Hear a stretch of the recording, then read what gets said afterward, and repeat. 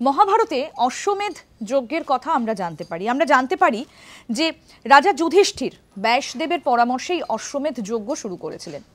তো এই অশ্বমেধ যজ্ঞটা আসলে কি, তার কি নিয়ম রয়েছে, সেটাই আজকে আপনাদের বলবো। অশ্বমেধ যজ্ঞ হচ্ছে এমন একটা আচার যেটা পুরুষদের রাজা হিসেবে স্বীকৃতি দেবার জন্য ব্যবহার করা হয়। কিরকম না, একটা ঘোড়াকে ছেড়ে দেওয়া হয়, সেই ঘোড়াটা অবাধে ঘুরে বেড়ায়, পার্শ্ববর্তী রাজ্যেও চলে যায়। কিন্তু সেই রাজ্যের রাজা যদি সেই ঘোড়াটিকে আটক করেন তাহলে যুদ্ধের চ্যালেঞ্জ জানানো হয়, এবং সেই রাজ্যের রাজা যদি ঘোড়াটাকে আটকায় তাহলে তাকে যুদ্ধে যেতে হয়। আর সেই চ্যালেঞ্জে সফল হবার রাজা শক্তিশালী হিসেবে স্বীকৃত হয়।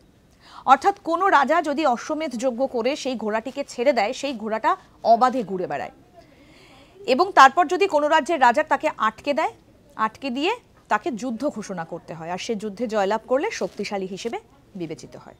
এই হচ্ছে অশ্বমেধ যজ্ঞের আচার। এরকম আরও অনেক অজানা আপডেট পেতে দেখতে থাকুন আজ তাক বাংলার ইউটিউব চ্যানেল।